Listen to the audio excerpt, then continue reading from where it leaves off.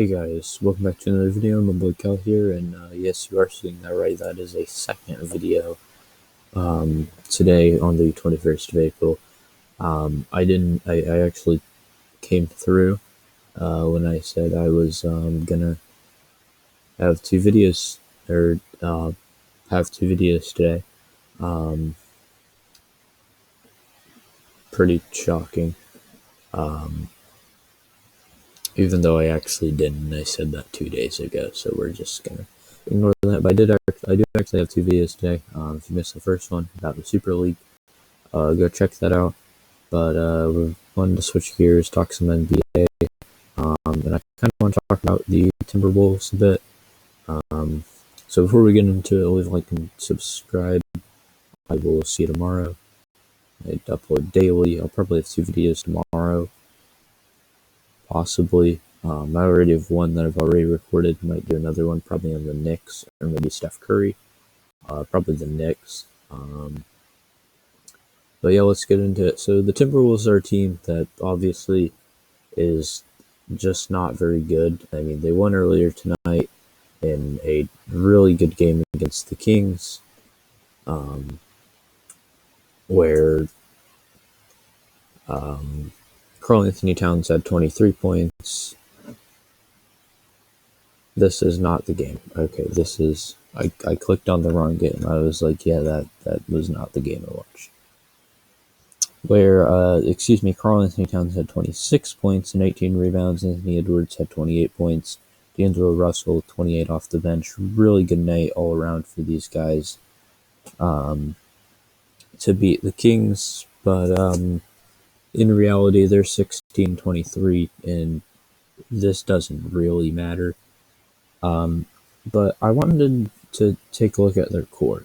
Because they have a really good core that I like, and that's already gonna be together for a long time. I apologize, I was adjusting my mic. At point guard, Ricky Rubio's locked up for next year. They're probably paying him too much money. I mean, $17 million per year is quite a lot, but whatever. D'Angelo Russell's on a max contract through 2023. The 2022-2023 season, so he's going to be here a few more years. Malik Beasley, who's averaging 20 points a game around, I believe. The number is now closer to 19.6. He's fallen down about half a point since I last checked. But he's locked up till 2023. Possibly through the 2024-2025 season. And then Anthony Edwards, who's on his rookie contract, Jarrett Culver, Jaden Noel, like these guys are locked up for a long time. And then of course you've got Kat and Naz Reid, and right now they have they're tied for the worst record in the league, I believe, which means they have the worst audio. They have the worst, or the best rather. Lottery odds. If you look at the draft, worst case scenario is they don't end up getting their pick, and it ends up going to the Warriors. But if that doesn't happen, I think the best player available for them to draft is definitely Cade Cunningham. A lot of drafts, I think, are defined by how many stars you have in them. And if you have a pick at the top of the draft, you want to get a star.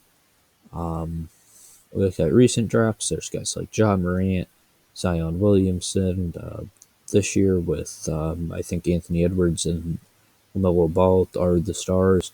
To me, I haven't really watched a whole lot of either Jalen Green or Jonathan Kuminga, but to me, the guy with the most star power is Cade Cunningham to run point guard. Obviously, if they are to draft Cade,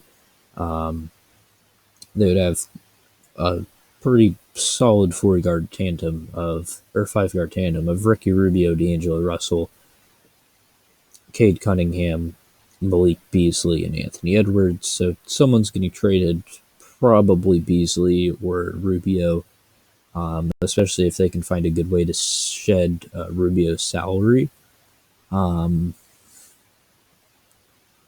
And if they don't get him, obviously the big need they have right now is at power forward.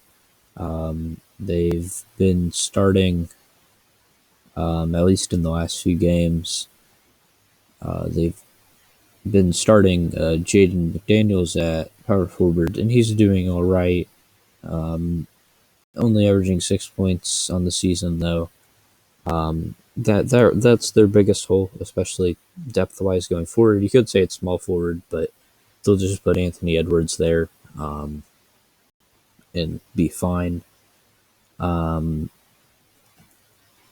Obviously, they are a team. The Timberwolves are one of the teams in the NBA known for wanting to have a really good bench, and I think there's a lot of potential in that with a guy like Naz Reid coming off the bench.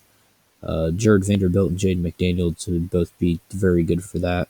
If they end up keeping Jared Vanderbilt after this year, as